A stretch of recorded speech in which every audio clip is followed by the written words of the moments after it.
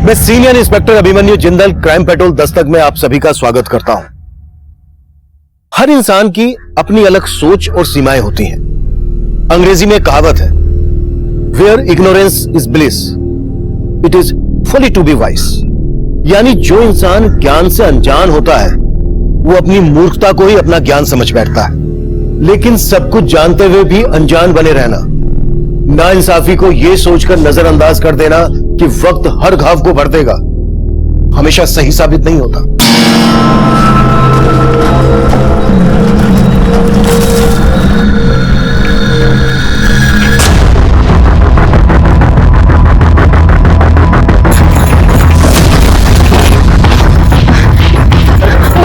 जल्दी करो, जल्दी करो। अरे कौन है भाई? भैया जल्दी करो, 3-4 लोग मेरे पीछे पड़े। अच्छा जी, फिर तो सही गाड़ी में बैठी हो। शताब्दी राजधानी सबको पीछे छोड़ देंगे, नहीं तो नाम बदल देंगे। जय बजरंगबली।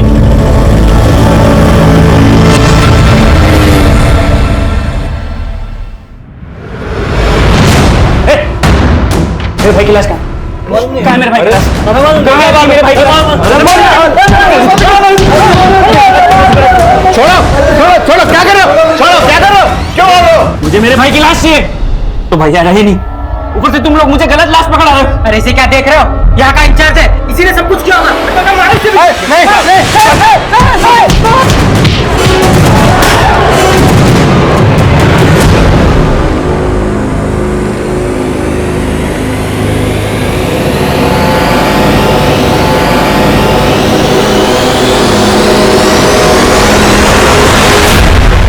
सही में गुंडा लोग ने पगलेठी होगा। बताइए, इतनी सुंदर लड़की को मारना चाहता था। अरे जिस पे जान लुटाना चाहिए उसको मारना चाहता है। बताइए, धरती पे ऐसा पगलेट मिलेगा कहीं?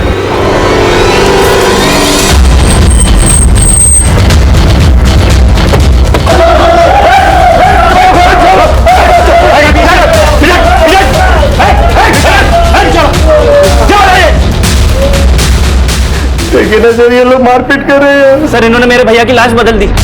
लाश बदल दी मतलब? सर, मेरे भैया नरेश का सोना रोड पे मर्डर हुआ था। मर्डर?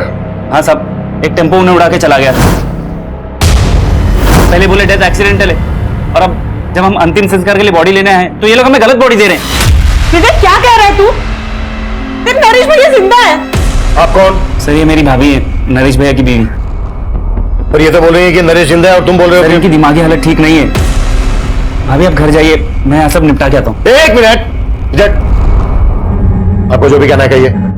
साहब, हमारे साथ कोई मजाक कर रहा है। वो लाश नरेश जी की थी नहीं, तो हम कैसे मान लें कि वो मर गए? सर, ये शिनाख्त के लिए नहीं गई थी। सोना पुलिस ने नरेश भैया की बॉडी मुझे दिखाई थी। भाभी ने उनकी बॉडी तब देखी जब हम उन्हें अंतिम संस्कार के लिए ले जाने आए। गलत बॉडी देख के भाभी को लग रहा है नरेश भैया जिंदा है। पर तू तो कह रहा है कि तेरे भैया का एक्सीडेंट नहीं हुआ था, मर्डर हुआ था। किसी पर शक जताया था? हाँ, नरेश भैया ओवरसीयर थे। एक कॉन्ट्रैक्टर अपना प्रोजेक्ट पास करवाने के लिए उन्हें रिश्वत देने की कोशिश कर रहा था। उन्होंने उस कॉन्ट्रैक्टर के खिलाफ एक्शन लिया था, उसी ने मरवाया होगा नरेश भैया को। बस कर विवेक, तू मैं कह रही हूँ तेरे भैया जिंदा है। अभी आप बीच-बीच में क्यों बोल रहे हैं? मैं बात कर रहा हूँ। तू बार बार अपनी भाभी को चुप क्यों करवा रहा है? कहीं ऐसा तो नहीं है कि ये सब तेरा झोल बोल है? सर, अब आप भी सोना पुलिस की जैसी बातें कर रहे हैं। मैंने उन्हें कहा था नरेश भैया का एक्सीडेंट जानबूझकर करवाया गया है, लेकिन उन्होंने मेरी बात नहीं मानी, और अब इन्होंने जब बॉडी बदल दी है तो आप इनको बचा रहे हो। हम किसी को नहीं बचा रहे हैं, समझा? क्या चक्कर है, क्या बोल रहे हैं? लाश बदल दी? सर, इन लोगों को गलतफहमी हुई है। 9 नंबर की लाश इनकी थी, इनको दे दी हमने। अरे नंबर से हमें क्या लेना देना? पीछे रह के बात कर। सर, हमारे भैया को पहचानेंगे नहीं क्या? उनकी बॉडी अंदर है ही नहीं, इन्होंने कहीं गायब कर दी। तो नरेश भैया का फोटो है तेरे पास? सिंह, इसका नाम, नंबर, एड्रेस ले लो। जाइए जाइए, आप लोग आप भी जाइए, जाइए जाइए। करण, सोना पुलिस से जाकर पता करो कि ये एक्सीडेंट का क्या चक्कर है। मैं तब तक यहां पर देखता हूं कि ये लाश वास्तव में बदली गई थी क्या फिर कहानी कुछ और है। अच्छा हुआ कि चटाई गाड़ी में था, नहीं तो ये भी खरीदना पड़ जाता। करती कहा तुम? हम तेरे जैसों को हक देते और दिलाते हैं। सही में जब से तुम गाड़ी में बैठी हो ना, एकदम इम्प्रेस कर दिया हमको। अब कंट्रोल नहीं हो रहा है, अब हो जाए। पैक भी खत्म हो गया। अरे पागल हो गया क्या रे? समझा था? क्या हुआ? पहले कपड़े तो उतार ले। और अब भी उतार लेते हैं हम कपड़ा।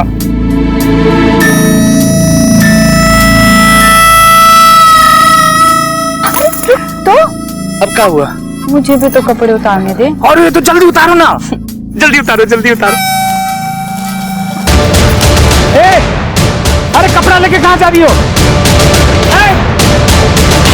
ले आ साले, बहुत हक चाहिए था ना तुझे। अब देखी तुझे हक, कुत्ता कमीना कहीं का। मेरी इज्जत लूटना चाहता था तू, मेरी इज्जत। लूट कहाँ रहे थे? हक तो तुम ही दे रही थी ना, हम मांगने गए थे हक। अब आ बाहर कमीना तू। ले कमीना कुत्ता कहीं का साला। साला क्वार्टर पी के चली गई है।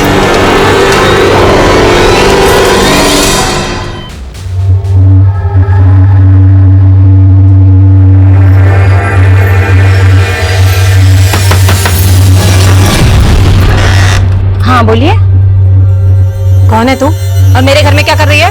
ये मेरा घर है। ये मेरे पति का घर है। क्या है मेरा पति? चिंटू के पापा जरा बाहर निकलना। चिंटू के पापा, चिंटू के पापा जरा बाहर निकलना। अरे कौन चिंटू के पापा? इधर कोई चिंटू के पापा नहीं रहता है। वही चिंटू के पापा जो तुझे यहाँ पे मेरी सौत बना के लाए। क्या है वो? बाहर निकालो। क्या बकवास कर रही है? मैं बकवास कर रही हूँ? लगा ना तुझे धक्का? तुझे देखकर मुझे भी ऐसा ही धक्का लगा। क्या है चिंटू के पापा? बाहर निकाल मेरे पति को। अरे धक्का तो मैं तुझे दूंगी। चल निकल यहाँ बाहर से। निकालेगी ना तुझे? बाहर निकालेगी ना? तेरे पति को तो तूने संभाल लिया, ले उसके बच्चे को भी संभाल, समझी तू? अरे एक लेकर जा तेरे बच्चे को। हुआ क्या? वो तो आप बताएंगे। ये कह रही कि ये आपकी बीवी है और ये बच्चा आपका है। नहीं नहीं नहीं नहीं नहीं बहन जी, मैं इनकी बात नहीं कर रही थी। मैं तो अपने पति किशोर की बात कर रही थी। वो क्या है कि 6 महीने पहले मैं अपने पति के साथ यहाँ रहती थी।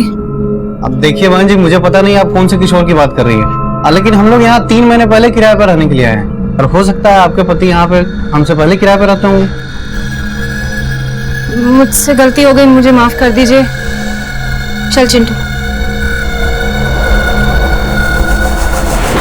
सर मैंने सोना पुलिस से बात की थी। सोना पुलिस को जो लाश सोना रोड पे मिली थी वो इसकी थी। लाश का चेहरा बुरी तरह से कुचला हुआ है, देखकर पहचान करना मुश्किल है। और विवेक बोल रहा है कि उसने शराब पी थी। सर सोना पुलिस ने वहां के लोगों से पूछताछ की तो सामने आया कि एक्सीडेंट नरेश का ही हुआ था, और वो उन्हें एक्सीडेंट नहीं बल्कि सुसाइड लग रहा था। सुसाइड? हाँ सर, और वहां के कुछ लोगों ने भी विटनेस किया है कि नरेश ने खुद टेम्पो के आगे आकर अपनी जान दी थी।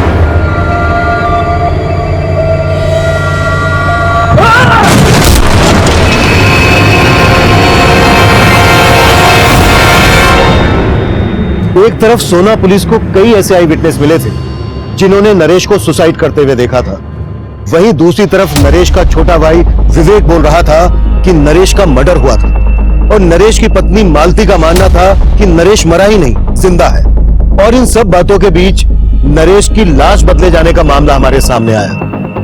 इस केस में दोहरे मापदंडों को देखते हुए ये केस पूरी तरह से हमें सौंप दिया गया, और हम सबसे पहले उस कॉन्ट्रैक्टर रिद्धेश सोलंकी से मिले जिस पर नरेश की हत्या करवाने का शक जताया जा रहा था। सर आप बेकार में मुझ पर शक कर रहे हैं। नरेश की मौत से मेरा कोई लेना देना नहीं है।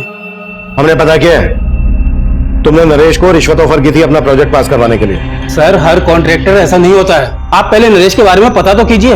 वो दिमाग से खिंचता हुआ है, दिमाग की बीमारी की दवाई भी लेता था। अच्छा सर मैं झूठ नहीं बोल रहा हूँ, गुस्सा तो उसकी नाक पर चढ़ा रहता था, और मैंने तो बस मिठाई का डब्बा उसको भेजा था। उसे लगा कि उस डिब्बे में पैसे हैं, और बस इसीलिए उस प्रोजेक्ट से उसने मेरा पत्ता साफ कर दिया। और तुमने उसी को साफ कर दिया? सर ये आप क्या कह रहे हैं? वहां पर सभी लोगों ने देखा था कि उसने सुसाइड की थी, और सर इस तरह आप मुझ पर ब्लेम नहीं कर सकते हैं। किसने क्या कहा, किस मकसद से कहा, ये हम इन्वेस्टिगेट कर रहे हैं, और अगर कुछ भी मिला ना तेरे खिलाफ तो अगली मुलाकात रिमांड रूम में होगी, और वहां पता चलेगा कि टॉर्चर क्या होता है। चल निकल चल। करण ये कह रहा है कि नरेश की दिमागी हालत ठीक नहीं थी। नरेश का भाई विवेक कह रहा है कि उसकी भाभी की दिमागी हालत ठीक नहीं है। दोनों को दिमागी प्रॉब्लम। नरेश का हमें स्टेटमेंट ऑफ माइंड समझना होगा। नरेश के भाई विवेक पर भरोसा नहीं कर सकते। एक काम करो, नरेश की बीवी को थाने बुलाओ। सर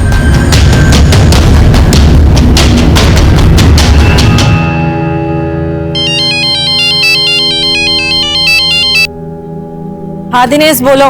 दी तू अब तक गाँव नहीं आई वापस? नहीं दिनेश, जब तक किशोर जी का पता नहीं लग जाता हम गांव नहीं आएंगे वापस। अरे दीदी कोई फायदा नहीं है वहाँ रुकने का, जीजा जी अब मिलने वाले नहीं है। क्यों क्यों नहीं मिलने वाले? अरे दीदी उनने अपना पता बदल दिया और तुम्हें बताया तक नहीं। अब कैसे उन पर भरोसा कर सकती हो? मैं बोल रहा हूँ वो तुम्हें धोखा देके गायब हो गए। अब वहाँ भटकने का कोई फायदा नहीं है, चुपचाप गांव वापस लौट आओ। देखो दिनेश, हम गांव वापस नहीं आएंगे, और वैसे भी जहाँ किशोर जी काम करते हैं उस फैक्ट्री का हमें पता चल गया, हम वहीं जा रहे हैं उनके पास। दीदी, हेलो मम्मी, मुझे भूख लग रही है।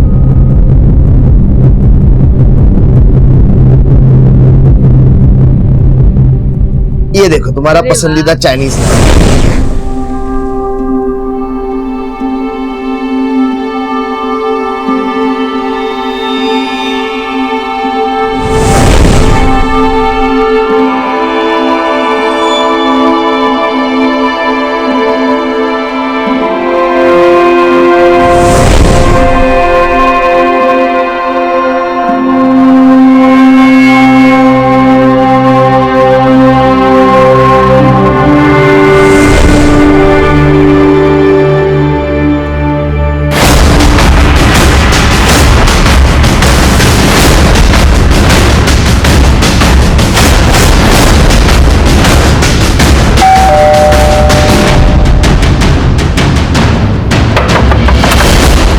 दरवाजा खोलने में इतनी देर क्यों लगा दी?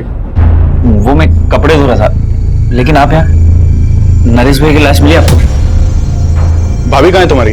उन्हें थाने लेके चलना है, सर कुछ बात करना चाहते हैं। भाभी तो गांव चली गई। गांव चली गई?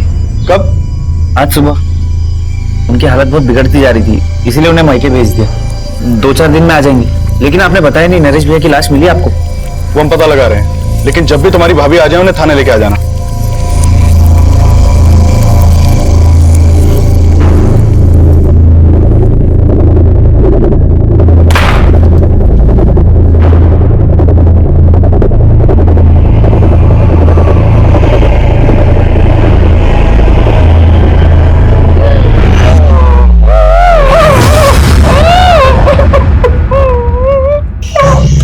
ज्यादा आवाज निकालने की कोशिश मत करो, वरना भैया की तरह आपके भी प्राण निकल जाएंगे।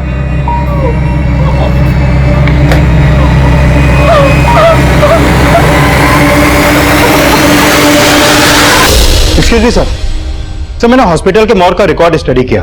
पर उस रिकॉर्ड के मुताबिक वहां पर 9 लाशें थी, जिसमें से 1 लाश नरेश की फैमिली को सौंप दी गई। सर उस दौरान उस लाश के अलावा कोई और लाश मॉर्ग रूम से बाहर गई नहीं सर, इसीलिए वो बोल रहे हैं कि नरेश की लाश किसी और लाश से बदल जाए। ऐसा हो नहीं सकता। हो सकता है उन्होंने लाश बदली और किसी वजह से छुपा रहे हैं। करेक्ट। मॉर्ग रूम के एक आदमी की डिटेल निकाल। सर, ये कमिंग सर। कम प्रेम। सर, एक औरत आपसे मिलना चाहती है। वो अपने पति की मिसिंग कंप्लेन लिखवाने आई है। बुलाओ। अब 6 महीने पहले मैं अपने पति किशोर के साथ पटेल नगर में रहती थी। उसके बाद मैं गांव चली गई। पिछले 1.5 महीने से मैं इनको फोन लगा रही हूँ, उनका फोन नहीं लग रहा है। उसके बाद मैं गांव से शहर आई और अपने घर गई तो पता चला कि उन्होंने बहुत समय पहले ही मकान खाली कर दिया है। तुम कह रही हो कि तुम्हारे पति किशोर का फोन 1.5 महीने से बंद था। वो तुम अब आई हो हमारे पास? मुझे लगा कि शायद उन्होंने अपना नंबर बदल लिया होगा।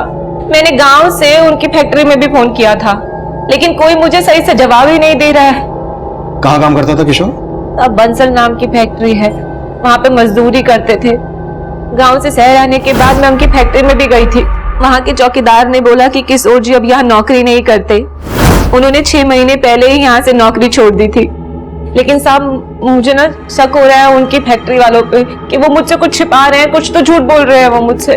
तुम्हें ऐसा क्यों लग रहा है कि फैक्ट्री वाले झूठ बोल रहे हैं? क्योंकि साहब किशोर जी हर महीने गांव में पैसे भिजवाते थे। अगर उन्होंने नौकरी छोड़ दी होती तो फिर पैसे कहाँ से भिजवा रहे थे वो? कितना पैसा भेजता था किशोर तुम्हें? 6,000 रुपए महीना। हो सकता है उसने कोई दूसरी नौकरी कर ली हो। किशोर तुम्हें लगातार पैसे भेज रहा था, तो फिर उसने तुम्हें अपना सही एड्रेस क्यों नहीं दिया? कहीं ऐसा तो नहीं है कि उसका किसी के साथ कोई चक्कर? नहीं नहीं साहब, किशोर जी ऐसे नहीं है, वो कोई गलत काम नहीं कर सकते हैं। तुम दोनों की शादी कब हुई थी?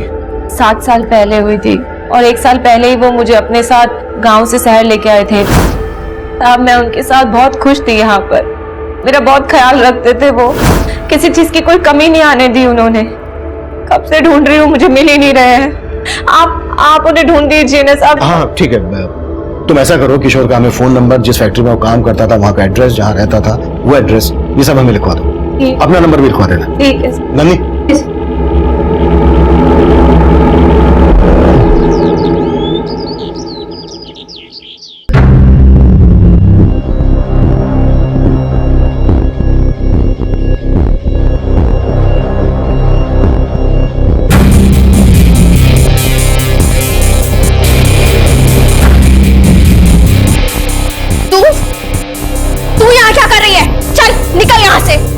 हुआ खुशबू? काय शोर मचा रही हो?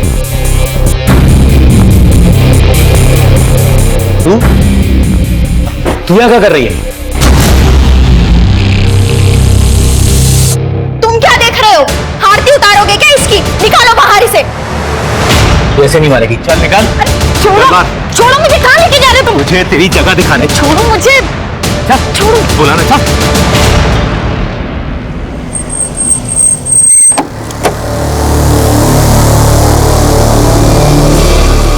बंसल। जी, किशोर 6 महीने पहले तक मेरी फैक्ट्री में काम करता था, लेकिन फिर अचानक उसने काम छोड़ दिया। यहां से काम छोड़ने के बाद उसने कहां पर काम किया? अब ये तो मुझे पता नहीं, पर हाँ मेरे मैनेजर ने बताया कि वो अपनी आखिरी महीने की तनख्वाह भी लेकर नहीं गया। कितनी तनख्वाह थी उसकी? यही 6,000 रुपए, बाकी लेबर की तरह। 6,000 रुपए? इतने ही पैसे हर महीने वो अपनी बीवी को भेजता था, फिर अपना खर्चा कैसे चलाता होगा? तो वो बहुत जुगाड़ी आदमी था। जब वो पहले दिन मेरी फैक्ट्री में आया था ना काम करने के लिए, तो उसका पहनावा देखकर मैं मतलब हैरान हो गया था। Good morning sir. Good morning. कौन से डिपार्टमेंट से आप? सेठ जी, हम किशोर, आपका नया वर्कर, आज ही से ज्वाइन किया हूं। मैं तो सोच रहा था कि मेरे मैनेजर ने उसे किसी दूसरे डिपार्टमेंट में रखा होगा, पर बाद में पता चला कि उसे काम की काफी जरूरत थी, तो वो यहाँ मजदूरी करने को भी तैयार हो गया। और थोड़े दिनों बाद उसने मेरी फैक्ट्री के साथ साथ दूसरी फैक्ट्रीज में लेबर सप्लाई का काम भी शुरू कर दिया। यहाँ किसी के साथ उसका कोई लड़ाई झगड़ा हुआ था? जी हाँ, लड़ाई तो हुई थी। एक पाठक नाम का आदमी था जो पहले मेरी और दूसरी फैक्ट्रीज में लेबर सप्लाई का काम करता था, पर जब से ये किशोर धंधे में कूदा तो पाठक का काम बैठ गया। तूने मेरे धंधे में हाथ डाल के अच्छा नहीं किया। अपना बोरिया बिस्तर उठा के जा, वरना मैं तेरी वरना क्या कर लेगा रे? क्या कर लेगा? चल निकल यहाँ से। मैं अभी नहीं डरता तेरी धमकियों से, समझा ना? तेरी ये मजाल मैं तेरे को बताता। अबे चाकू ऐसे नहीं, ऐसे खोलते हैं। अब चला के दिखाओ कैसे चलाना है, दिखाओगे चला के? किशोर पाठक क्या हो रहा है पर? हाँ?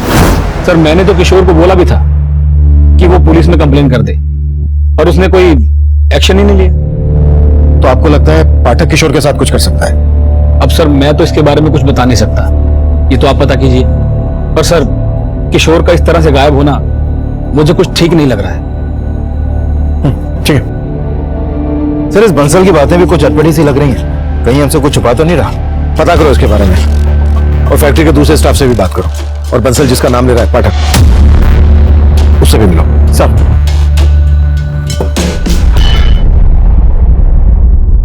नीरू फालतू में जीजा जी के लिए आंसू बहा रही है। वहां गांव में तंगी में गुजारा कर रही थी और वो शहर में ऐश कर रहे थे। हम बोल रहे हैं धोखा दे रहे हैं वो तुम्हें, तो तुम उन्हीं के लिए रोए जा रही हो। पुलिस स्टेशन से फोन है, लगता है किशोर जी के बारे में पता चल गया है।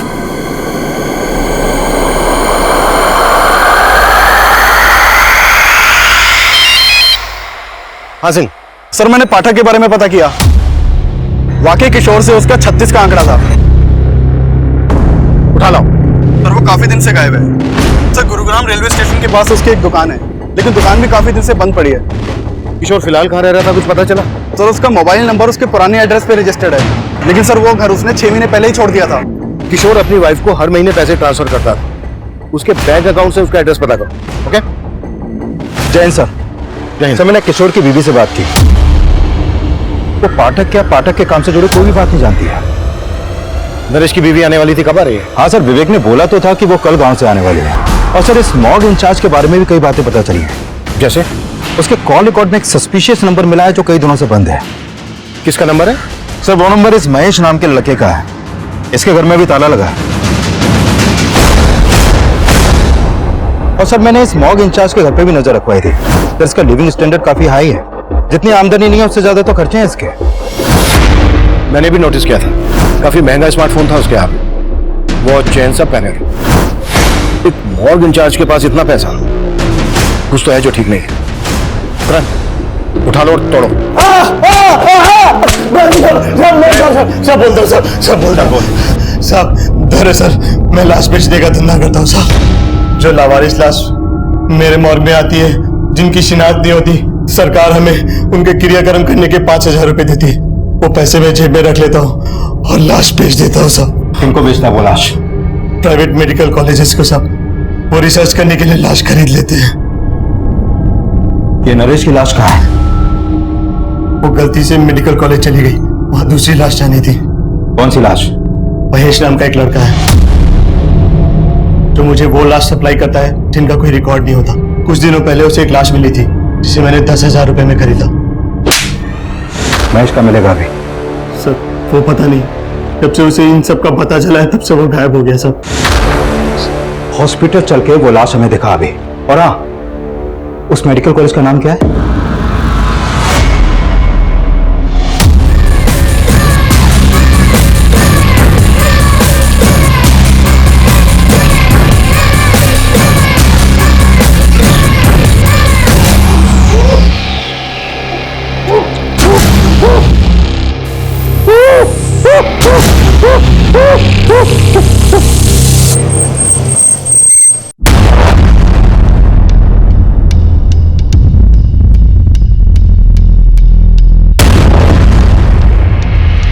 चल, नरेश के भाई और नरेश की बीवी को शनाख्त के लिए बुला लो और यहाँ के डीन और इंचार्ज को थाने लेकर आओ। ठीक है सर। हाँ करण। सर, महेश ने जो लाश मॉर्ग इंचार्ज को दी थी मैंने उसको देखा अभी। तो मुझे लग रहा है ये लाश शायद किशोर की हो सकती है। What? सर बस मुझे लग रहा है, आई एम नॉट श्योर, क्योंकि इस लाश का चेहरा भी बुरी तरह बिगड़ा हुआ है, लेकिन इसकी कद काठी कुछ कुछ किशोर से मिलती है। तुरंत बायोमेट्रिक करके पता करो। और किशोर जहां रह रहा था पता चला? हाँ सर, उसका एक दूसरा एड्रेस मिला बैंक से। ठीक है, उसके एड्रेस पे जाके देखते हैं। मुझे एड्रेस मैसेज करो। सर नरेश के भाई के नंबर पे कॉल किया, उसका नंबर नहीं लग रहा। नरेश का भाई बोल रहा था कि उसकी भाभी गांव से आकर हमसे मिलने वाली थी, वो भी नहीं आई। चल, उसके घर जाके देखो। ठीक है सर। साहब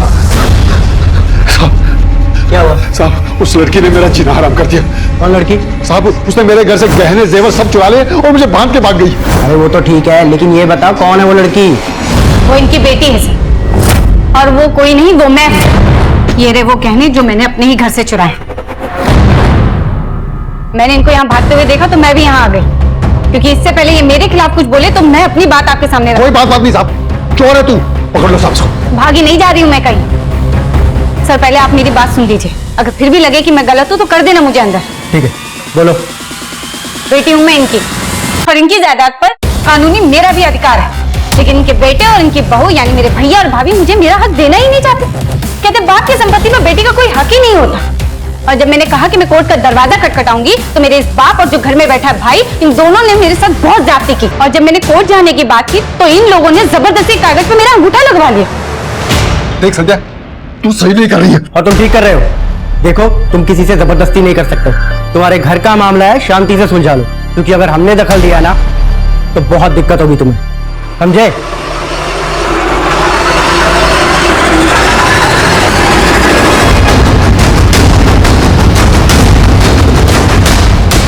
सर, यही किशोर का घर है, लेकिन पड़ोसियों से पता चला है कि कई दिनों से यहाँ पे ताला लगा है।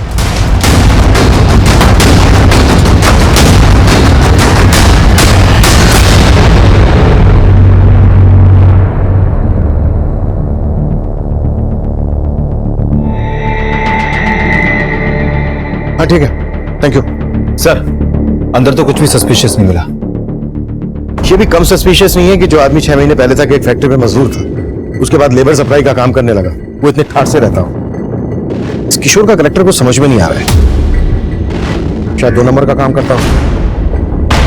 किशोर की कुंडली निकालो और आसपास में भी पूछताछ करनी है।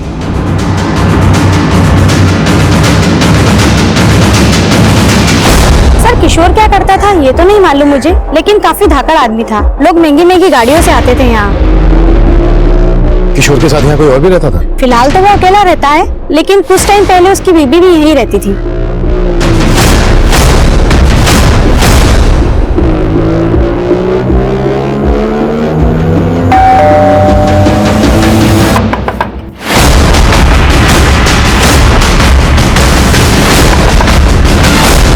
सर आप ये हमेशा दरवाजा देर से क्यों खोलता है तू? वो तेरा फोन क्यों लग रहा है?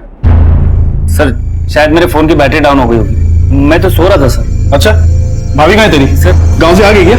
सर वो भाभी तो हरिद्वार चली गई भैया के आत्मा शांति की पूजा के लिए। अच्छा, आत्मा शांति की पूजा। तेरी भाभी तो मान नहीं रही थी कि तेरे भैया मर चुके हैं। और अभी हरिद्वार पहुंच गया आत्म शांति की पूजा कराने। सर चल देखने दे। बताइए ना अरे तो पीछे सर, पूरा घर चेक करो। सर हुआ क्या? अरे तो देखने दे, हट पीछे। ये पीछे हट। सर कुछ नहीं है। हाँ चल चेक तो करने देना, चुप है। साइड सर कुछ नहीं है। साइड हो तो साइड, देखने देना।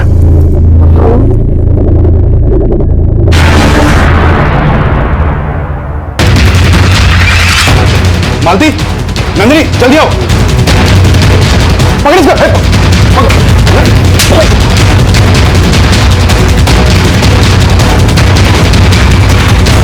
पकड़ो इसे, सिर्फ मेरे पति को मारा है।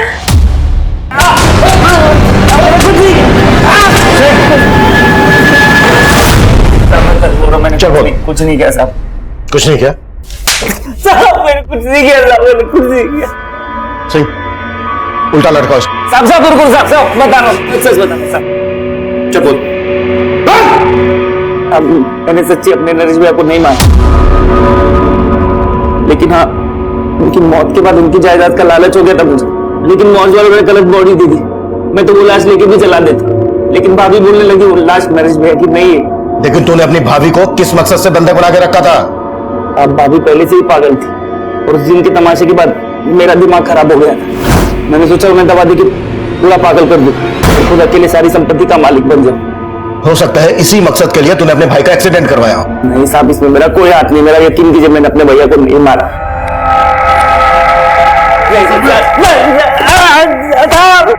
सर, हमने उस लाश का बायोमेट्रिक किया था, वो लाश किशोर की है और उसके आधार कार्ड पे उसके गांव का एड्रेस है। यानी अब यह कंफर्म हो गया है कि किशोर का मर्डर हुआ है और वो लाश जो महेश ने मॉर्ग इंचार्ज को दी थी वो किशोर की थी। महेश के बारे में कुछ पता चला? सर, हमने अपने खबरियों को उसे ढूंढने के लिए लगाया हुआ है और सर ये भी पता चला है कि किशोर की बीवी अब यहाँ नहीं है, वो कल अपने भाई के साथ गांव चली गई थी।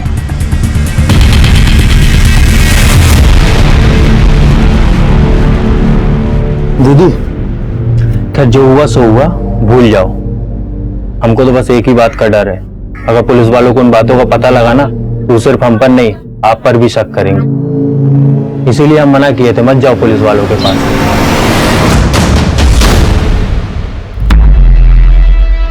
अरे अरे कौन हो तुम लोग और अंदर कैसे घुसे चले आ रहे हो? अरे भाभी जी, इन्हें मैंने बुलवाया है। अरे मैंने सोचा अपने आने की खुशी में पूरे गांव वालों को भोज खिला दूं। पागल हो गई हो क्या तुम? और तुम खड़े खड़े क्या देख रहे हो? निकालो इसे बाहर। अरे ये मुझे नहीं निकाल सकते, अगर इन्होंने मुझे निकाला ना तो तुम सब के सब जेल जाओगे। क्यों पापा जी? देख संध्या, तू चाहती क्या है? हिस्सा। चल दे दिया तुझे हिस्सा, मैं तुम्हें लिख के देता हूँ। पापा जी, अब मैं लिखे विखे पर भरोसा नहीं करूंगी। हाँ एक काम करते हैं, ये घर आप सब रख लो, लेकिन इस घर की आधी कीमत यानी कि 20 लाख रुपए कैश मुझे दे दो, कर लेते हैं समझौता। 20 लाख? भाभी जी अगर 20 लाख नहीं दिए ना तो कोर्ट कचहरी पुलिस ये सब। पापा जी, भाभी जी तो नहीं समझ रहे, लेकिन आप तो समझ रहे हैं ना।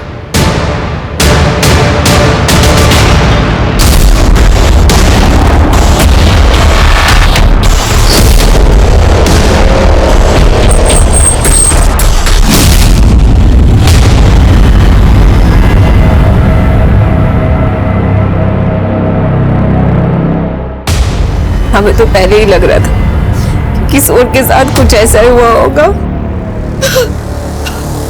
तो तुम मान रही थी कि किशोर का मर्डर हुआ था? इसे जानती हो? कौन है ये? हमें शक है कि किशोर के मर्डर में इसका हाथ है, लेकिन किशोर को मरवाने में दिमाग किसी और का है। सर किसकी बात कर रहे हैं आप? हमें यह भी पता चला है कि किशोर गुरुग्राम में एक आलीशान बंगले में रह रहा था अपनी बीवी के साथ। बीवी के साथ? सर,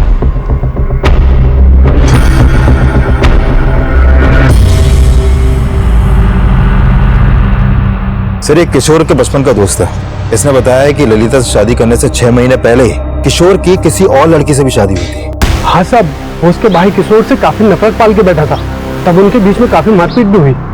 वो लड़की और उसका भाई अब कहाँ रहते हैं?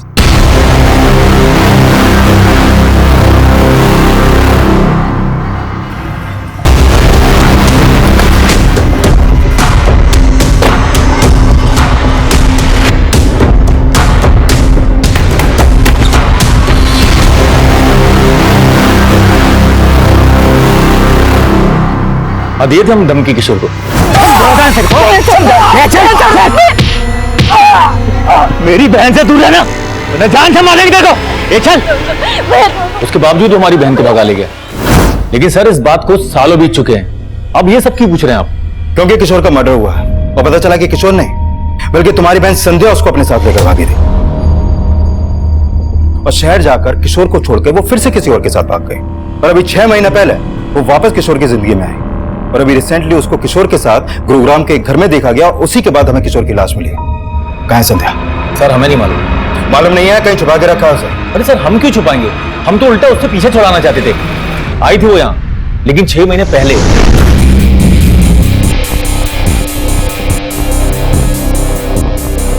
और आकर हमें ही चूना लगा गई। ये घर आप सब रख लो, लेकिन इस घर की आधी कीमत यानी कि 20 लाख रुपए कैश मुझे दे दो। ये लो। थैंक यू पापा जी। नाराज हो, कोई बात। भाभी आप मेरी नजर उतारने वाली थी ना? हाथ कीजिए, ये लो मेरे नाम पे भोज खा लेना। संध्या यहाँ से कहाँ गई थी? जी सर हमें कुछ नहीं मालूम और हम मालूम भी नहीं करना चाहते वो कहाँ है। आपको उसके साथ जो करना है आप कीजिए।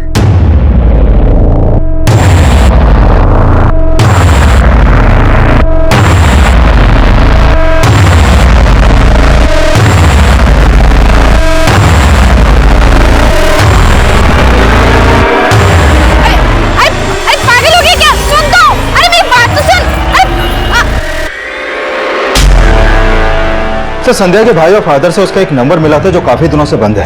हो सकता है उसने कोई नया नंबर ले लिया हो, और अगर उसने कोई नया नंबर लिया है तो किसी ना किसी सर्विस प्रोवाइडर को उसने अपना आईडी दिया होगा। करण, टेलीकॉम कंपनी को संध्या का अपडेट भेजो, शायद उसका कोई दूसरा नंबर सामने आ जाए। Right sir. किशोर की पहली पत्नी संध्या किशोर मर्डर केस में प्राइम सस्पेक्ट बनकर सामने आई, लेकिन किशोर के काम से जुड़े कई ऐसे सवाल थे जिनका जवाब हमें अभी भी नहीं मिला था। और किशोर का वो घर जो किशोर की हैसियत से काफी आलीशान था, उस घर में संध्या ही किशोर की पत्नी बनकर रह रही थी। लेकिन गांव वालों के बयान के मुताबिक संध्या ने किशोर को कई साल पहले ही छोड़ दिया था। ललिता के रहते संध्या का किशोर की जिंदगी में वापस आना, कहीं ना कहीं ललिता और उसके भाई दिनेश का इसमें किशोर को मारने का मोटिव तो नजर आ रहा था। लेकिन इतना भी साफ था कि किशोर की लाश उस मॉर्ग इंचार्ज को महेश नाम के एक लड़के ने बेची थी। और पाठक के गायब होने का रहस्य भी हमारी समझ में नहीं आ रहा था। हमने पाठक, महेश और संध्या को ढूंढने के लिए अपना खबरी नेटवर्क एक्टिव कर दिया और हमें जल्द ही महेश के सोनीपत में छुपे होने की टिप मिली।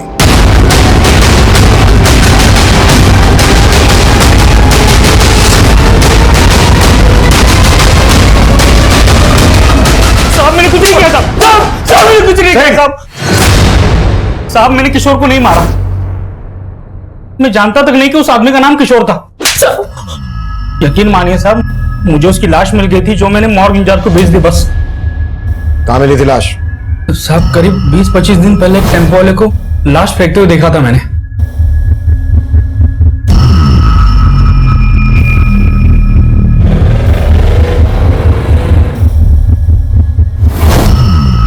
कौन था टेम्पो वाला?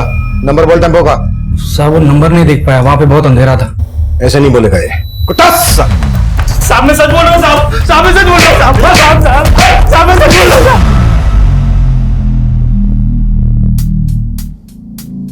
साले सब कमीने निकले, एक तो ये सच्चा मर्द निकला जिसने मुझे धोखा नहीं दिया। लेकिन तुम बहुत दी यार, साला बीच जंगल में नंगा करके भागे। लेकिन वापस आके तेरा घर भी तो बसाया। हाँ ठीक है, फाइल तैयार करो। ओके सर, एक मोबाइल सर्विस प्रोवाइडर ने संध्या के नाम एक नंबर अलॉट किया था। वो नंबर अभी सोनीपत में एक्टिव है।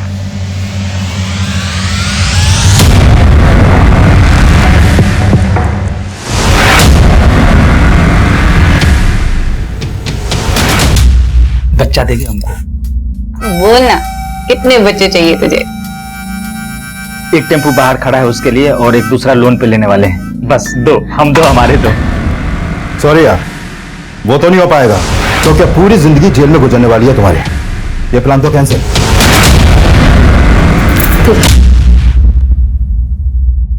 मैंने किशोर को प्यार के जाल में नहीं फंसाया सर, बल्कि सच तो यही कि मैं उससे बहुत प्यार करती थी, लेकिन उसके दिल में मेरे लिए प्यार नहीं। उसके लिए मैंने अपना घर छोड़ा, उससे भागकर शादी की, और उस कमीने ने मुझे कोठे पे बेच डाला। मुझे नहीं जाना, छोड़ इस जिंदगी बर्बाद कर दी। छोड़, मुझे नहीं जाना, मैं पूरे 7 साल नरक की जिंदगी जी है मैंने सर। फिर 6 महीने पहले मैं किसी तरह वहां से भाग निकली।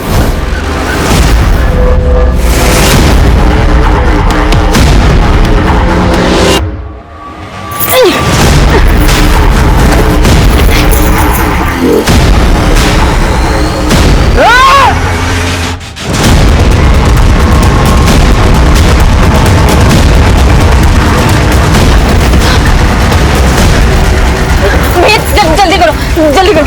पूरी जिंदगी धोखे खाए हैं मैंने, लेकिन जीतू ने, उसने मुझे नई जिंदगी दी।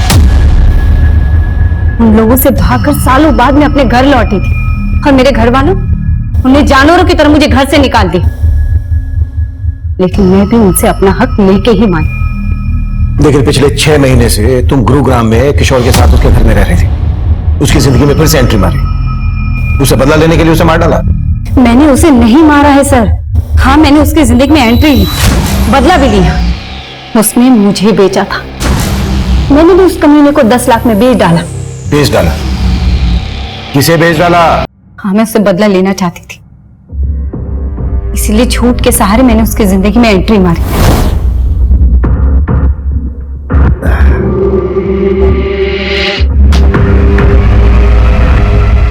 संध्या, रिया क्या कर रही है? तूने मेरी किस्मत बिगाड़ी थी ना, लेकिन मैं तेरी किस्मत संवार सकती हूँ। अच्छा? बोला उससे पति मत बन, डल्ला बन जा मेरा। और लालची इंसान तो गधे को भी बाप बना लेता है। फिर उसने तो मुझे झूठी मलिका बना दी। अपने बाबू लोगों को खुश करने के लिए मेरे साथ सुलाने लगा। लेकिन किशोर को किसे बेचा तुमने, ये बोलो। उसके बॉस बंसल को। कायल था वो मेरा, लेकिन अब सहा नहीं जा रहा, बहुत हो गया। इसलिए एक दिन, बंसल जी, मेरी माँ की बहुत तबीयत खराब है, मुझे 10 लाख की बहुत जरूरत है, प्लीज कर दीजिए ना। अब इतने प्यार से बोलोगे तो इंतजाम तो करना पड़ेगा मेरी जान। आप कितने अच्छे हैं ना। और फिर बंसल मेरी बातों में आ गया। बड़ी आसानी से उसने 10 लाख रुपए मुझे दे दिए, और फिर मैंने अपना रंग बदल दिया। संध्या, कहाँ है तू? तू मेरा फोन क्यों नहीं उठा रही? संध्या, तुझे पता है ना तेरे बिना मेरा। आपको आपकी तन्हाई मुबारक हो बंसल साहब, अब मैं नहीं आऊंगी। मतलब तू मेरा 10 लाख रुपए लेके चंपत हो गई? अरे 10 के बदले किशोर भी तो दिया है, उसे रख लो। संध्या, संध्या मेरी बात सुन।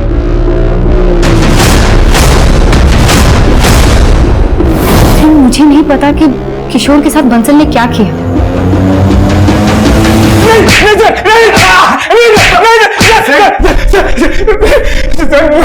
मैंने किशोर को नहीं मारा सर। अच्छा?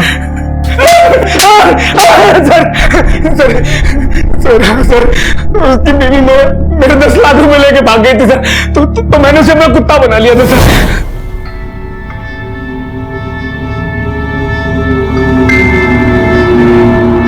पर एक दिन उसने भागने की कोशिश की सर।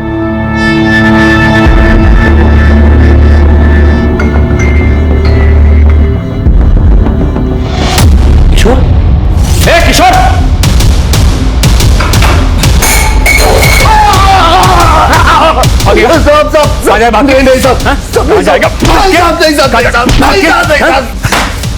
पड़ा रहा रात पर ही पर।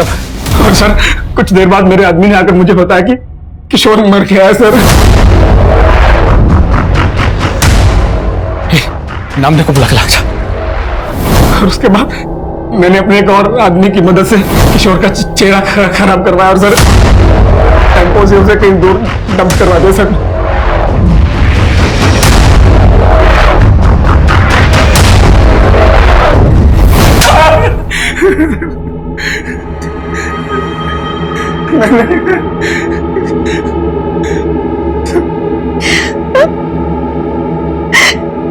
किशोर जी, मेरे साथ भी यही सब करते थे। मुझे अपने दोस्त के साथ सुलाता था।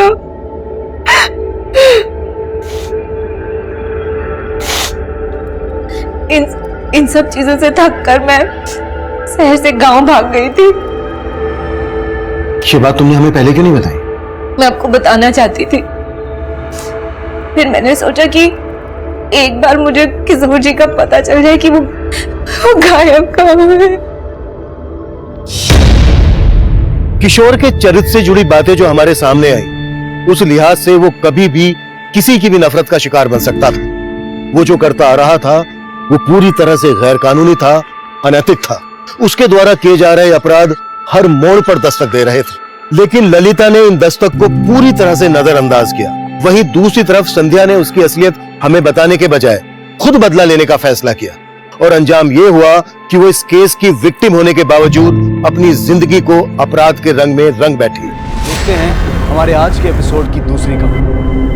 नमस्कार, मैं सीनियर इंस्पेक्टर राकेश शर्मा और स्वागत है आपका क्राइम पेट्रोल दस्तक में। कितनी अजीब होती है ना जिंदगी, एक पल में बदल जाती है। कब एक हंसता खेलता इंसान वक्त और हालात के हाथों मजबूर होकर गर्त में गिर जाए, समझ में नहीं आता। आज से 6 महीने पहले 2 अजीबोगरीब केसेस मेरे सामने आए। इन दोनों केसेस में कोई कनेक्शन है या नहीं, ये मैं समझ नहीं पा रहा था। दोनों केसेस में सच और झूठ ऐसे उलझ गए थे कि कुछ भी साफ साफ नजर नहीं आ रहा था। यह समझ में नहीं आ रहा था कि असली मुजरिम कौन है।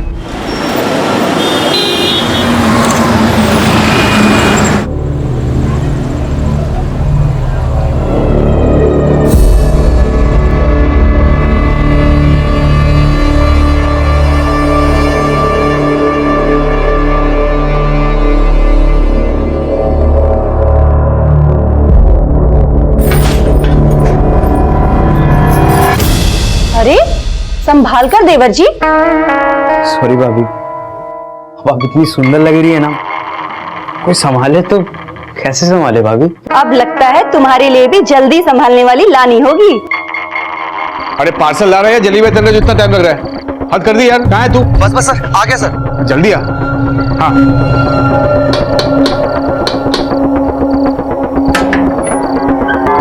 ये लगाता है। Thank you.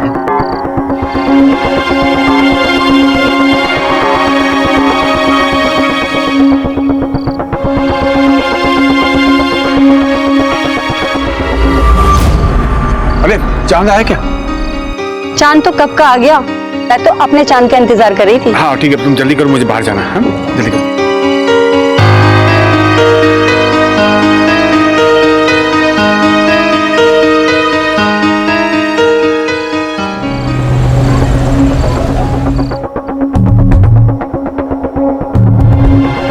हैप्पी करवा चौथ जन्म। हाँ कैसी है?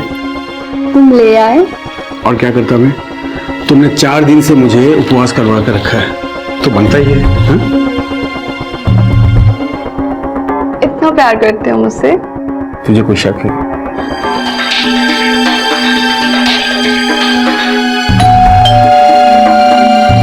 भाई होगा। अरे बजने दो, आओ अरे आओ।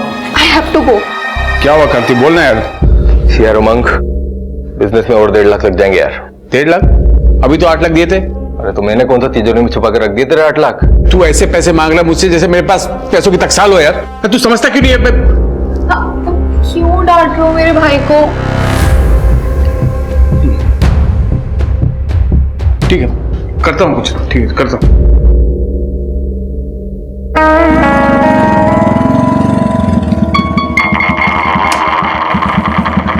खुशी बेटा, शाम को आता हूँ लेने। हाँ ओके चाचू, बाय बाय बाय।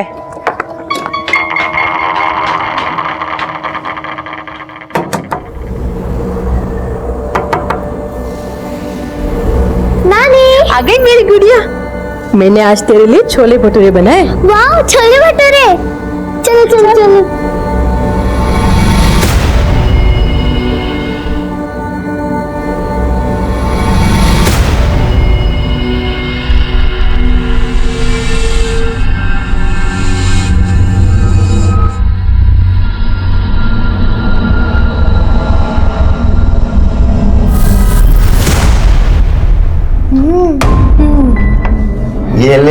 प्रिंसेस के लिए। वाह। सबसे पहले अपनी मम्मी को दिखाना, ओके?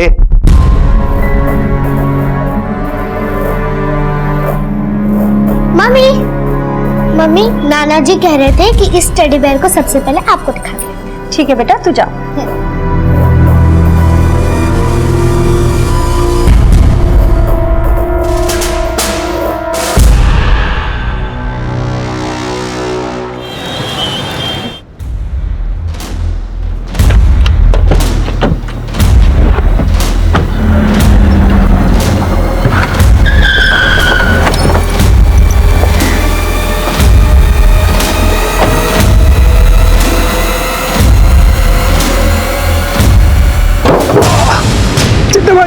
साले ब्याज तो बहुत दूर की बात है, भूल गया तू काय मारा पड़ रहा। चिट्टा भाई, वो पैसों की थोड़ी मैं आपके पैसे दे दूंगा, मुझे थोड़ा टाइम दीजिए। एक हफ्ता है तेरे पास, वरना एक बात याद रखना, चड्डा अगर पैसा देना जानता है तो लेना भी जानता है।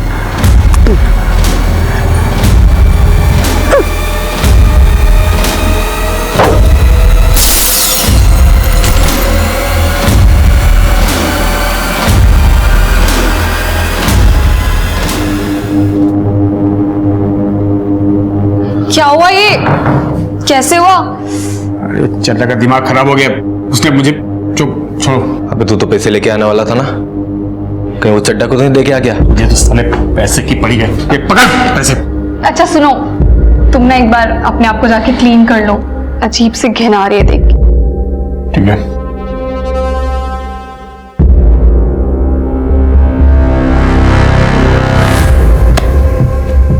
बहुत पैसे हैं इसके पास। इसके पास तो खजाना है, इसकी बीवी अपने माँ बाप की इकलौती है, करोड़ों का घर है ग्रीन पार्क में उसके नाम।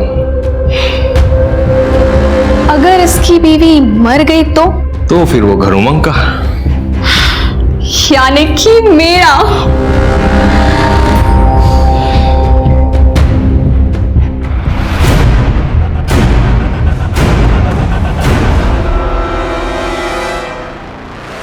हे भगवान, ये बहू भी ना कितनी लापरवाह है। देखो गेट खुला छोड़ कर गई है।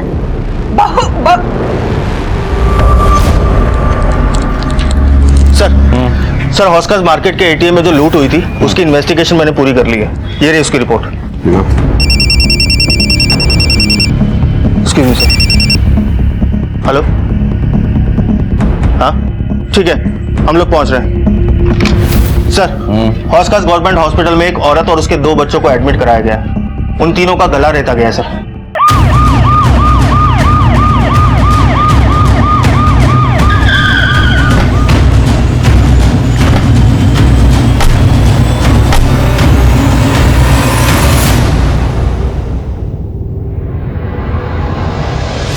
सर क्या हुआ? तीनों को गला देता गया है सर। डॉक्टर ने स्टेज तो कर दिया, लेकिन फिलहाल तीनों अभी बेहोश हैं, जिसमें माँ और बेटे की हालत बहुत क्रिटिकल है।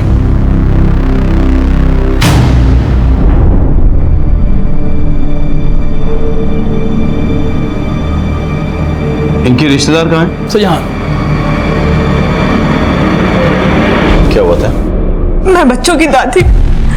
ये दादी, हम लोग सुबह वॉक पर गए थे। हमारे घर पर हर रोज सुबह डॉक्टर साहब आते हैं इन्हें इंसुलिन का इंजेक्शन देने, और जब हम लोग 8 बजे वहां पहुंचे तो देखा। हे भगवान, ये बहू भी ना कितनी लापरवाह है। देखो गेट खुला छोड़ कर गई है। कितने बजे गए थे वॉक पे? जी मैं 7 बजे गया था, रोज इसी वक्त जाता हूँ। और घर पे और कौन कौन था? ये मेरा बड़ा बेटा उमंग और वो छोटा बेटा गगन। वो सुबह कहीं बाहर गया था, अभी अभी हॉस्पिटल आया है। कहाँ गए थे? सर मैं सुबह जॉगिंग के लिए जाता हूँ। सर मैं इनका फैमिली डॉक्टर हूँ। अच्छा, उमंग तुमने कुछ सुनाई नहीं दिया? नहीं सर। ऐसे कैसे हो सकता है? नीचे 3 लोगों का गला रेता जा रहा था, तुमको कुछ सुनाई नहीं दिया? एक्चुअली बच्चे तो हमेशा शोर करते हैं, तो मैंने ध्यान नहीं दिया। जब मम्मी पापा की आवाज आई तो मैं नीचे आया सर। कोई बाहर वाला आया था? मतलब कोई चोरी लूटपाट? हमको कुछ समझ ही नहीं आया। जैसे हमने इन सबको देखा, हम ये तुरंत लेकर अस्पताल चले आए। गीतिका के घर वालों को खबर की? क्या है सर, हड़बड़ी में फोन करना भूल गया मैं, लेकिन उन्हें इन्फॉर्म तो करना चाहिए था ना। जी हाँ, मैं अभी करता हूँ। हमें आपके घर पे जाके तहकीकात करनी होगी। डॉक्टर साहब, किसी को होश आए तो सबसे पहले हमें खबर कीजिएगा। भैया आप भाभी के घर वालों को फोन करो, मैं इनके साथ जाता हूँ।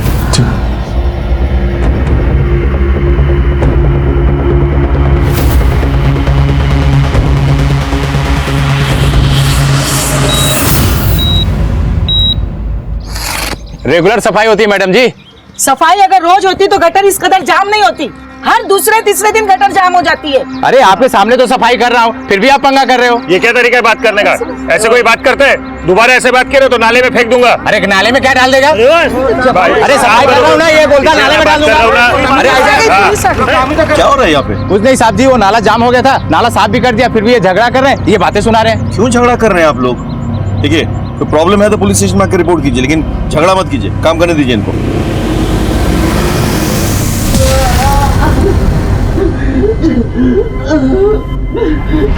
Hello control room.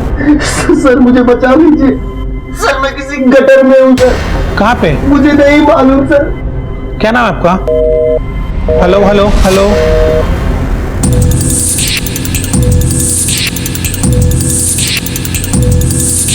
आप ऊपर जाइए, चेक कीजिए। कभी हो सकता है इसी से गला काटा गया। सर पूरी तरीके से खून में डूबा हुआ है, फिंगरप्रिंट मिलना बहुत मुश्किल है।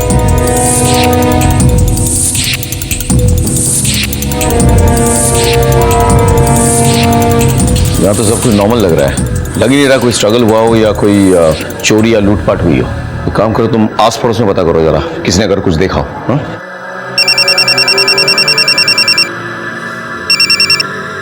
हाँ बोलो। आपके एरिया के गटर में कोई आदमी फंस गया है और उसने अभी कंट्रोल रूम में फोन करके बताया। हमने लोकेशन ट्रेस करने की कोशिश की, लेकिन तब तक फोन कट गया। मैं कोशिश कर रहा हूँ उसको ट्रैक करने की, मगर वो नहीं मिल पा रहा है सर। ठीक है, मैं देखता हूँ।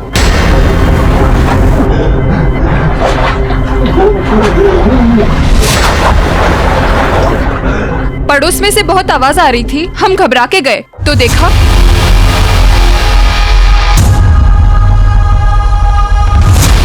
आपने इसके अलावा और कुछ देखा? हाँ, गीतिका है ना, उसका देवर गगन उसे भागते हुए देखा था। किस वक्त हुआ था ये सब? सर मैंने 7:55 पर घर से चिल्लाने की आवाज सुनी थी। 7:55?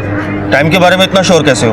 वो सर मैं फिटनेस बैंड पहनता हूँ ना, एक्सरसाइज कर रहा था। सुबह इन उमंग सर के घर से ही गुजर रहा था, तो मैंने चिल्लाने की आवाज सुनी थी। क्या हुआ मामा? देखो बेटा क्या हो गया? गीतिका? हो सकता है सर क्यों मिल जाए।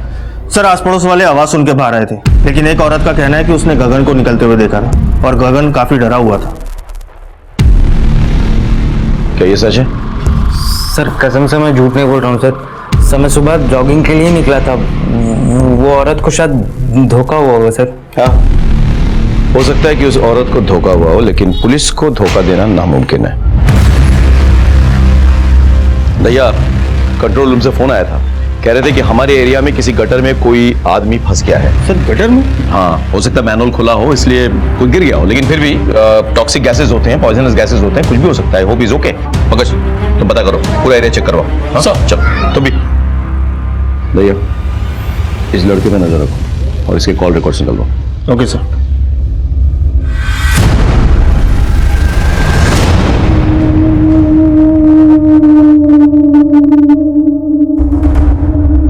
चला भाई, देखिए समझने की कोशिश कीजिए, थोड़ी प्रॉब्लम हो गई है।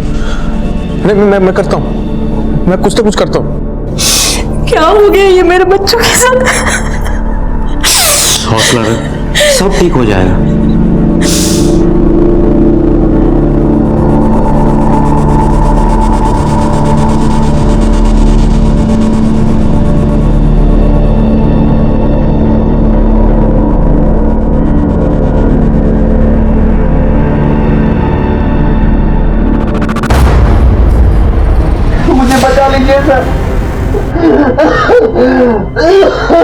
देखिए हम आपकी मदद करने की कोशिश कर रहे हैं। कौन से गटर में फंसे आप? मुझे नहीं पता मैं कहाँ हूँ सर। कुछ नंबर होगा, देखिए सीवरेज के ढक्कन में कुछ नंबर होगा, देखिए।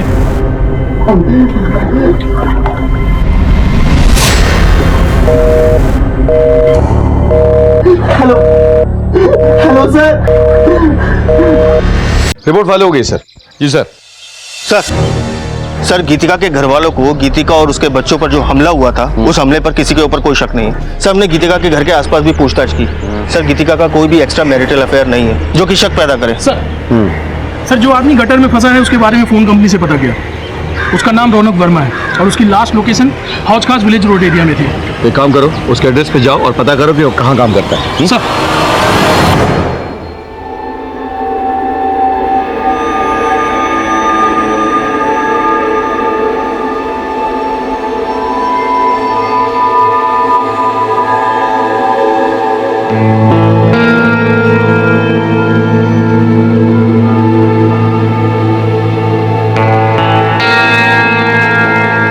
आंटी क्या हो गया?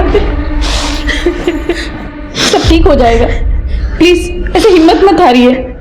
बहन जी हिम्मत रखिए।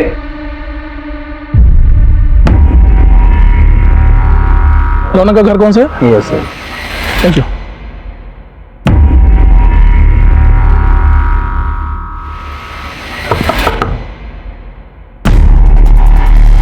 सर रौनक यहीं रहता है?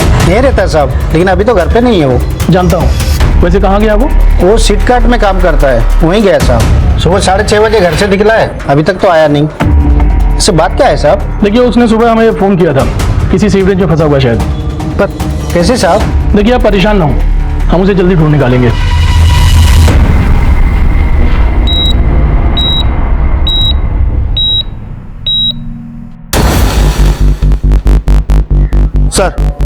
सर मैं रौनक के ऑफिस आया हूँ।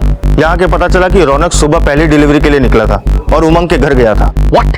जी सर कहीं ऐसा तो नहीं कि ये मर्डर रौनक ने ही किया हो और पकड़े जाने के डर से सीवरेज में जाके छुप गया हो? लेकिन रौनक गटर जैसी जगह में क्यों छुपेगा? हाँ, एक बात बताओ, रौनक के साथ कोई और गया था डिलीवरी के लिए?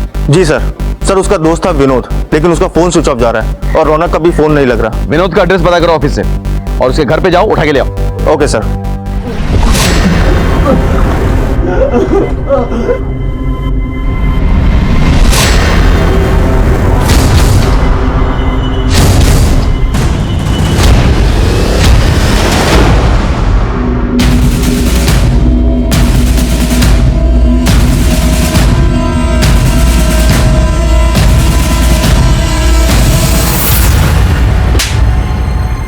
सर मैं बाहर रौनक के साथ पार्सल देने गया था। सुन तू निकल, मुझे थोड़ा टाइम लगेगा। और सुन थोड़ा लेट आना। क्यों? ये भाभी जी ना बहुत स्माइल करती है, मैं थोड़ा चाय पानी पी कर आता हूँ। और फिर जब मैं आसपास के 2-3 बंगलों में डिलीवरी देकर वापस गीतिका मैडम के घर पे रौनक, सर मैं बहुत डर गया था सर, इसलिए वहां से भाग गया। मुझे लगा रौनक ने ही ये सब किया है। रौनक को पिछली बार भी इसलिए उस एसपी के जॉइंट कंपनी से निकाला गया था क्योंकि उसने किसी जसविंदर मैडम के साथ बदतमीजी की थी। जसविंदर मैडम? व्हाट इज इनका? हाँ सर। जसविंदर जी कौन है? जी मैं ही जसविंदर हूँ। रौनक नाम की किसी डिलीवरी बॉय ने कभी आपके साथ कोई बदतमीजी की? सर उस कमीने का तो नाम ही मत लीजिए। हमारे यहाँ कोई भी आता है तो मैं उन्हें चाय पानी पूछ लिया करती हूँ, पर उसके दिल दिमाग में ऐसा कुछ चल रहा था मुझे नहीं पता था। ये रहा आपका पार्सल। ओह ले आए? अच्छा पानी पियोगे? हाँ।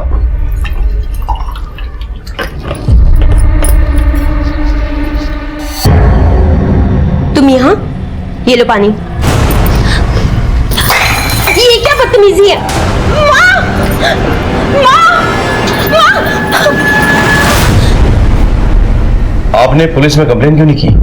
मैं क्या शिकायत करती सर, लोगों को तो हमेशा से लगता है कि औरतें ही गलत होती है और मेरी गलती थी।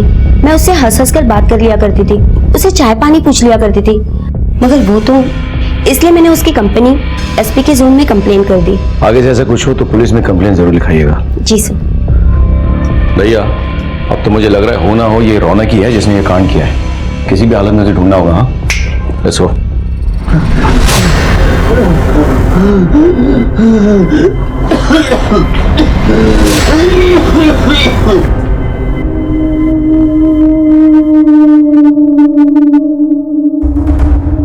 हाँ वकील साहब, मुझे अपना घर बेचना है।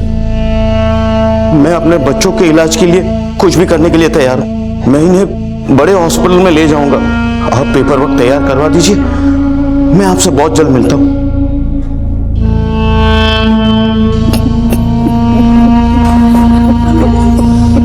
अंकल सब ठीक हो जाएगा, प्लीज हिम्मत मत हारिए।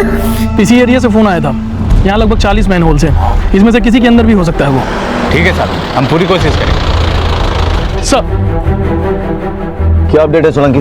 अभी तक तो कुछ नहीं मिला सर, हम पूरी कोशिश कर रहे हैं। सोलंकी कोशिश नहीं, रिजल्ट्स चाहिए। डीएमसी से कह के लोग बढ़वाओ। रौनक का मिलना बहुत जरूरी है, हमारे लिए भी उसके लिए भी। Come on sir. चलो।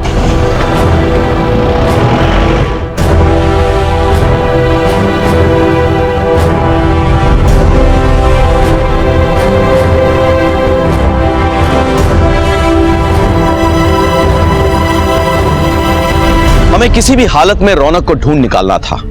एक एक गुजरते पल के साथ उसकी सांसें कम होती जा रही थी। हमें डर था कि जब तक हमें रौनक मिले कहीं बहुत देर ना हो जाए। बात सिर्फ इस केस के प्राइम सस्पेक्ट तक पहुंचकर इस गुत्थी को सुलझाने की नहीं थी, बल्कि एक जिंदगी की थी जो गटर के अंदर एक एक सांस के लिए तड़प रही थी, और उधर गीतिका और उसके दो बच्चे जिंदगी और मौत के बीच झूल रहे थे। खुशी, खुशी मैं थप्पड़ मारूंगी, परेशान मत करो। मैं तो नानी के हाथ से खाऊंगी। चुपचाप खाओ बेटा, नानी को पूजा करने दो। नानी अपनी बेटी को डांट लगाओ, मुझे तो आपके हाथ से ही खाना है। लाओ, यही दोनों मेरी पूजा है। वैसे भी कहते हैं बच्चों में भगवान का वास रहता है। लाओ मैं खिला देती हूँ। नानी की चमची। नानू ने मुझको चॉकलेट दिलाई। आप गंदे हो, नानू अच्छे। और तू नानू का चमचा। दोनों की सेटिंग हो गई है, एक नानी की चमची, दूसरा नानू का चमचा। मेरी तो किसी को परवाह ही नहीं है।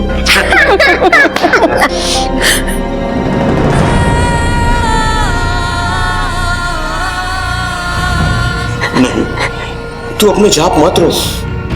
भगवान हमारे साथ है, वो हमारे साथ कुछ भी बुरा नहीं होने देंगे। क्या हुआ डॉक्टर साहब?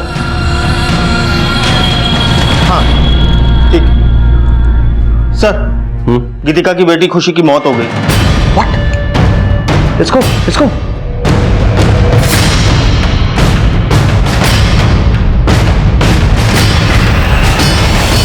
अरे भाई साहब, मेरी खुशी को मार रहा है भाई साहब। भाई साहब क्या कर रहा है? अरे क्या हो क्या रहा है? मुझे इसे बहुत ही पहले जान से मार डालना चाहिए था। ये मेरी बेटी को जानवरों की तरह मारता था, बार बार उसे पैसे लेने हमारे घर भेजता था। क्या ये क्या कर रहे हो?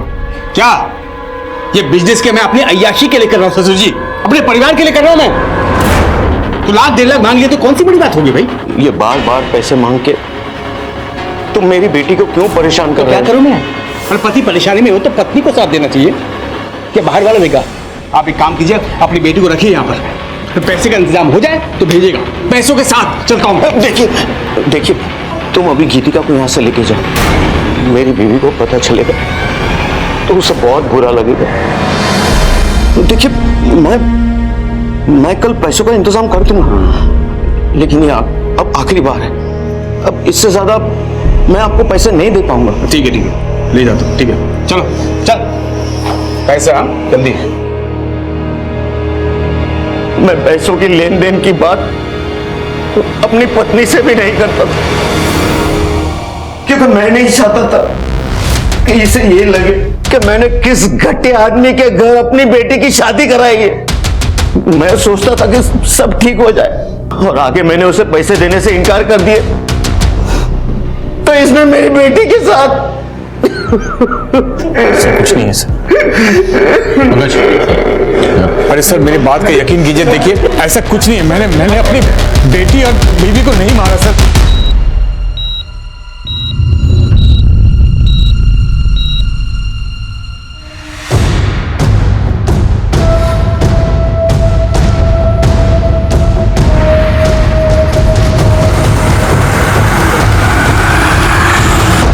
सर ये सब क्या हो रहा है सर?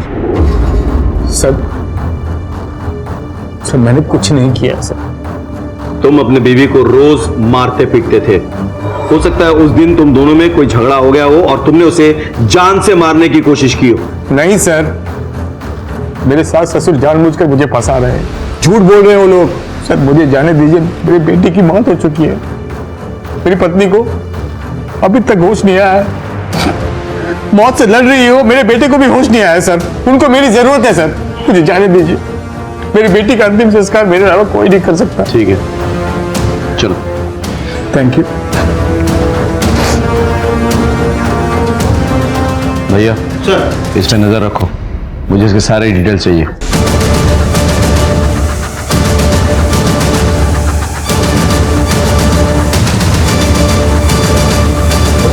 सर, ये नई दिल्ली रेलवे स्टेशन से भाग रहा था, मैं पकड़ के ले आया सर। कहाँ भाग रहे थे भाई? सर कहीं नहीं सर, अपनी भाभी और उनके बच्चों पर हमला करके भाग रहा था तू? बोल बोल, सच बोल। नहीं सच बोल। नहीं सर, मैं झूठ नहीं बोल रहा हूँ सर। ये ऐसा नहीं बोलेगा। नहीं बोलेगा? सर बता दो, बता दो, बताता हूँ सर। दरअसल देवर जी उठिए, 7:15 बजने वाला है, उठिए ना। देवर जी क्या कर रहे हैं आप? भाभी खुद ही तो इनवाइट कर रही हो, ऊपर से ये नाटक क्यों कर रही हो? छोड़े देवर जी। I am so sorry sir, पर मुझे लगा भाभी भी मुझ में इंटरेस्टेड है तो मैं। भाभी तुझ में इंटरेस्टेड है? नहीं, तूने भाभी को रेप करने की कोशिश की, उसने मना किया तो उसे मारने की कोशिश की तूने, और उसके बच्चों ने देख लिया तो तू बच्चों को मारने की कोशिश कर रहा था।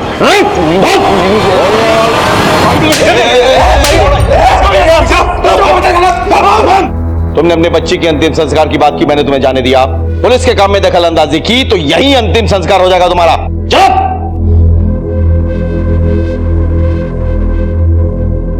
गगन एक प्राइम सस्पेक्ट बनकर हमारे सामने आया था, क्योंकि उसने ना सिर्फ हमसे झूठ बोला था, बल्कि उसने उस दिन गीतिका के साथ जबरदस्ती करने की कोशिश भी की थी। इससे इतनी अटकली लगाई जा सकती थी कि शायद जब गगन ने गीतिका के साथ जबरदस्ती करने की कोशिश की हो और गीतिका ने उसे मना कर दिया हो, तब गुस्से में आकर उसने गीतिका और उसके बच्चों का गला रेत दिया हो। लेकिन हम पक्के से कुछ भी नहीं कह सकते थे, क्योंकि हमारा दूसरा प्राइम सस्पेक्ट रौनक किसी गटर में मौत के साथ जूझ रहा था। सर, खुशी की पोस्टमार्टम रिपोर्ट और गीतिका और उसके बेटे कबीर की मेडिकल रिपोर्ट आ गई है। सर, इस रिपोर्ट के हिसाब से तीनों का गला एक बारीक चीज से रेता गया था, जैसे कि कोई ब्लेड। सर, जख्म गहरा नहीं था, लेकिन ज्यादा खून बहने की वजह से खुशी की मौत हो गई। वाकई वारदात पे भी वो ब्लेड मिली थी हमें? जी सर।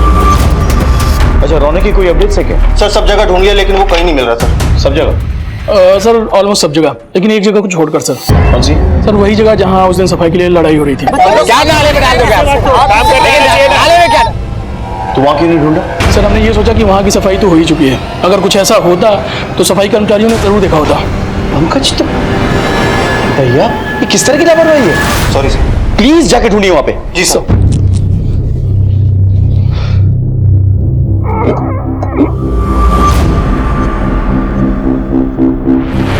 ये रहा सर।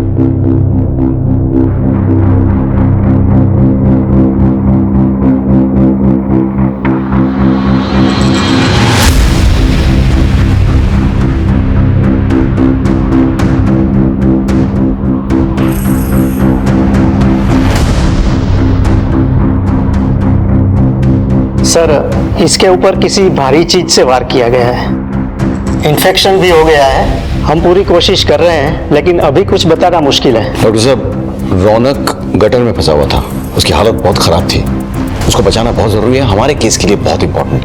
हम पूरी कोशिश करेंगे। ओके जी।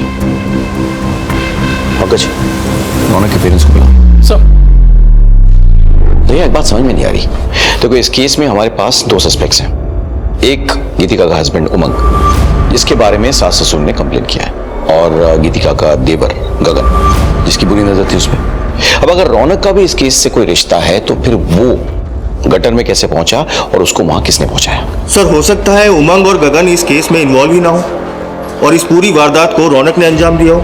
अगर ऐसा है तो फिर रौनक गटर में कैसे पाया गया और उसकी हालत किसने की? सर, बहुत कंफ्यूजन है। Excuse me sir. जी। गीतिका के बेटे कबीर को होश आ गया है। गला कटने की वजह से वो बोल नहीं सकता।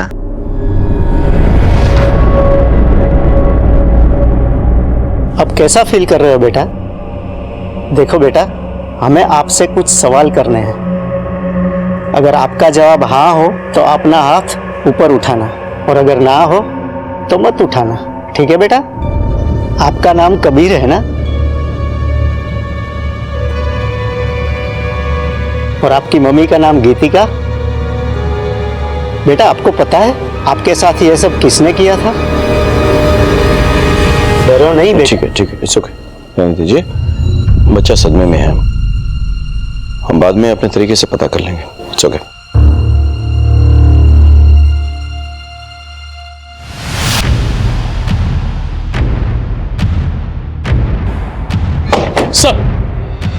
सर, ये उमंग के बारे में मैंने पता किया। ये थी उसकी कॉल डिटेल्स। सर, इसकी 2 नंबर पर रेगुलर बात होती थी। एक कोई कार्तिक है जिससे वो रेगुलर टच में था और बहुत देर तक बात होती थी, और दूसरा कोई चड्डा है सर जो उसे बार बार फोन किया करता था। चड्डा के बारे में पता किया सर, चड्डा सही आदमी नहीं है और ब्याज पर पैसे भी देता है। हाँ, हम बिजनेस पार्टनर्स हैं सर। सुबह 4 बजे तक बातचीत, इतनी बात है। काम ही ऐसा सर, इंपोर्ट एक्सपोर्ट। अच्छा, उमंग का अपनी बीवी के साथ रिश्ता कैसा है? उन दोनों में ज्यादा बनती नहीं है सर। उमंग अपनी वाइफ को मारता भी है, लेकिन वो बच्चों से बहुत प्यार करता है। चड्डा कौन है? मुझे नहीं पता सर। ठीक है, आप जा सकते हैं।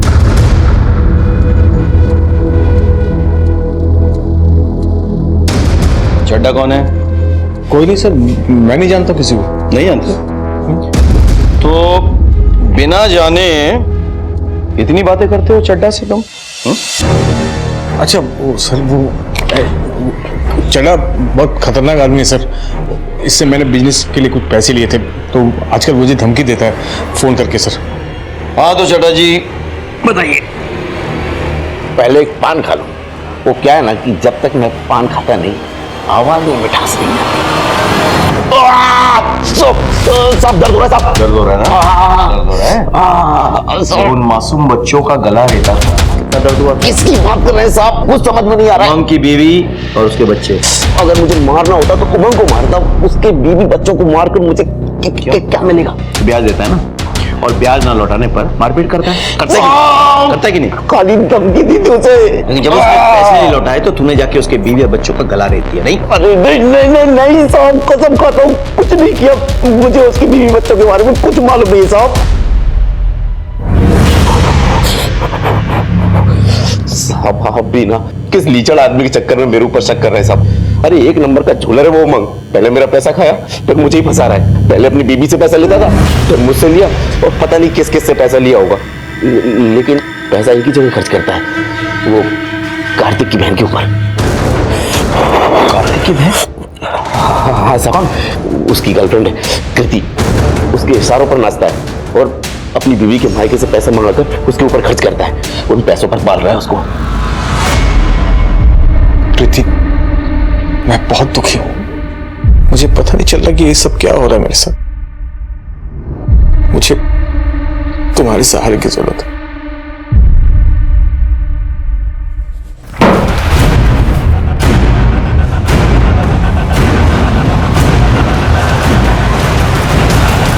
वाह उमंग वाह, एक बाप अपनी बेटी का अंतिम संस्कार करके गंगा नहाने जाता है और तू यहाँ पे अपने पाप धो रहा है। सर, अगर मैं कृति के साथ हूं तो उसमें कौन सी बड़ी बात हो गई है? आई मीन है मेरा एक्स्ट्रा मैरिटल अफेयर, सारे मर्द करते हैं। दूसरे मर्दों को अपनी तरह जलील मत समझ। वैसे भी तेरा अफेयर था कृति के साथ, इसीलिए तूने गीतिका को रास्ते से हटाने की कोशिश की। वैसे भी गीतिका के बाप ने वो ग्रीन पार्क वाला जमीन और मकान उसके नाम पे लिख दिया था, है ना?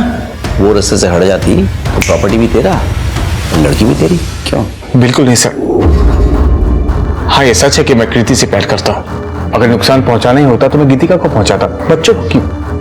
मैं बच्चों से बहुत प्यार करता हूँ सर, और खुशी की मौत के बाद मैं अपने आप को संभाल नहीं पाया। क्या कोई भी बाप अपने बच्चों का गला रेत सकता है क्या? अगर वो बाप तेरे जैसे कमीना हो तो हाँ, रेत सकता है। ठीक है सर। गीतिका को और मेरी बेटी को होश में आने दीजिए। आप उन्हीं से पूछ लीजिए सच क्या है, वो आपको सब बता देंगे, फिर आपको यकीन होगा।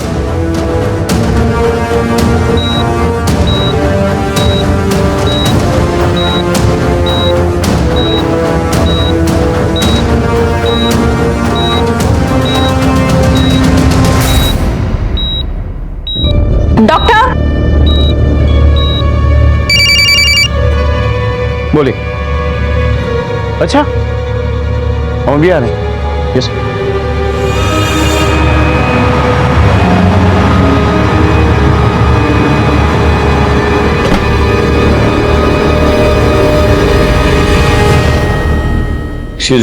एक्सक्यूज मी प्लीज जगह दीजिए। गीतिका जी कैसी महसूस कर रही हैं आप? बेटर। मुझे गीतिका जी से कुछ सवाल करने हैं, आप लोग प्लीज बाहर वेट कीजिए। Thank you. एक मिनट यहीं रुकिए। गीतिका जी आपके और आपके बच्चों के साथ जो हुआ है वो क्या इन्हीं में से किसी ने किया है?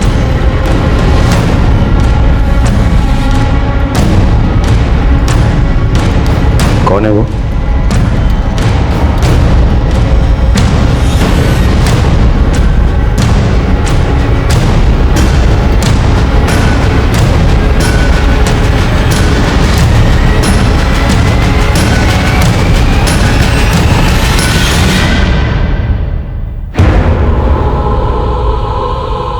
आपका हस्बैंड? सर ये झूठ बोल रहे हैं। अरे गीतिका तुम क्या किस पे इशारे कर रहे हो? झूठ बोल रही सर। ऐसे नहीं सर मैंने किसी को नहीं मारा सर। मुझे कहाँ लेके जा रहे सर? मैं अपने बच्चों को भी मारूंगा सर। गीतिका का रिटन स्टेटमेंट ले लो। Okay sir. भैया मुझे एक बात समझ में नहीं आ रही कि अगर गीतिका को मारने की कोशिश उमंग ने की तो फिर रौनक को मारने की कोशिश किसने की और वो गटर में कैसे पहुंचा?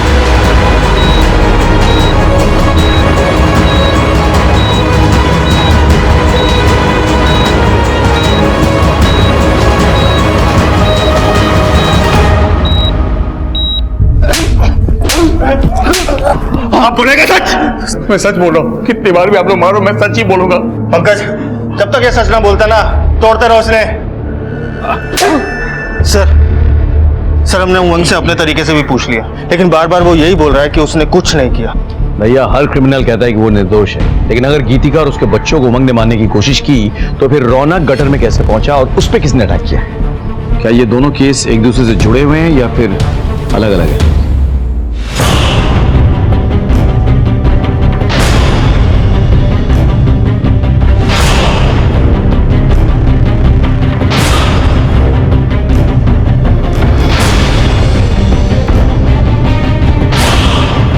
डॉक्टर साहब आप ये क्या कर रहे हो?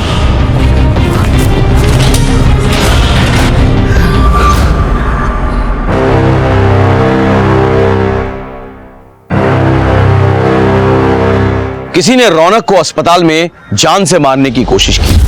यह बात तो साफ हो गई कि किसी को रौनक से खतरा था। शायद रौनक वो राज जानता था जिसे हम भेदने की कोशिश कर रहे थे, लेकिन हमारे पास इतना वक्त नहीं था कि हम रौनक के होश में आने का इंतजार करते। जैसे जैसे नए सबूत और सस्पेक्ट सामने आ रहे थे, ये सारी कड़ियां एक दूसरे से उलझ रही थी। उस दिन घटनास्थल पर बहुत सारी चीजें एक साथ हुई। क्या यह महज इत्तेफाक था या किसी की सोची समझी प्लानिंग? इस बात को समझने में हमें ज्यादा वक्त नहीं लगा। एक हफ्ते बाद इस राज पर से पर्दा उड़ गया कि गीतिका और उसके बच्चों का गला किसने रेता था। रौनक की हालत कैसी है? सर हॉस्पिटल के कॉरिडोर की सीसीटीवी फुटेज मिली है।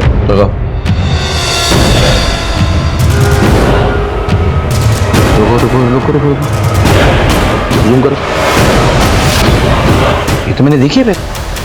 I've seen this। बस बीच की कड़ी मिसिंग है, वो कड़ी ढूंढनी होगी हमें।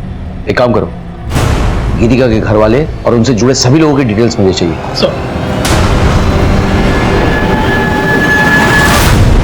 पता नहीं सर आप लोगों ने मुझे यहाँ क्यों बुलाया है? आप सब कुछ जानते हैं, एक एक बात। मैं बस इतना जानती हूँ कि अपने पति से दिन रात मार खाने के बाद भी गीतिका ने कभी हिम्मत नहीं हारी और हाँ वो अपनी जिंदगी जीना चाहती थी। आप गीतिका की बेस्ट फ्रेंड है ना? इसलिए तो कह रही हूँ कि मैंने कुछ भी नहीं किया। मैंने कब कहा कि आपने कुछ किया? लेकिन आप वो कड़ी हैं जिससे सब कुछ जुड़ा हुआ है। सब कुछ। आप कड़ी हैं कि नहीं?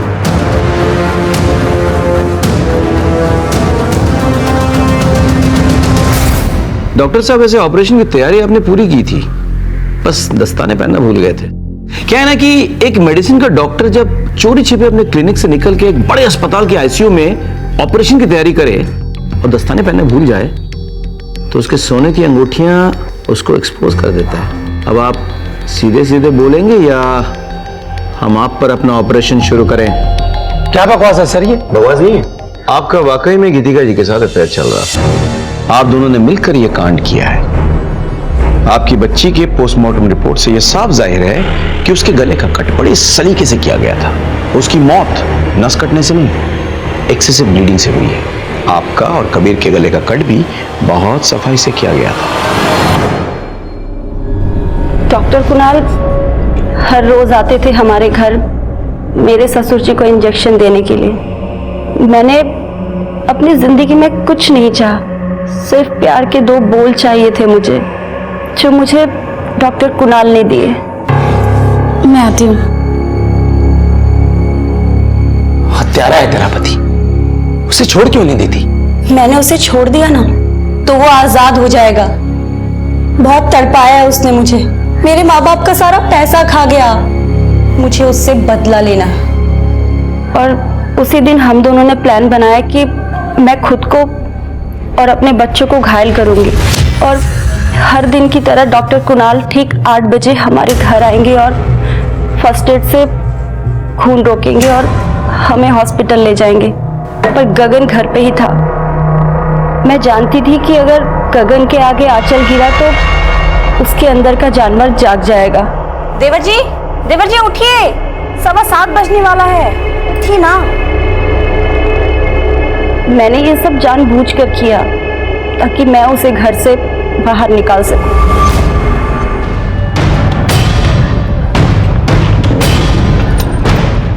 तू निकल, मुझे थोड़ा टाइम लगेगा। हाँ, ये डिलीवरी बॉय आ गया, तुम्हारे घर में जा रहा है। क्या? सुनो, तुम अपना और कबीर का गला दे दो, कुछ नहीं होगा, मैं सब संभाल लेता हूँ। भाभी जी, भाभी जी, ये क्या कर रही हैं आप? क्या? ये क्या कर रही है भाभी जी? पागल हो गई है? कौन? भाभी कौन?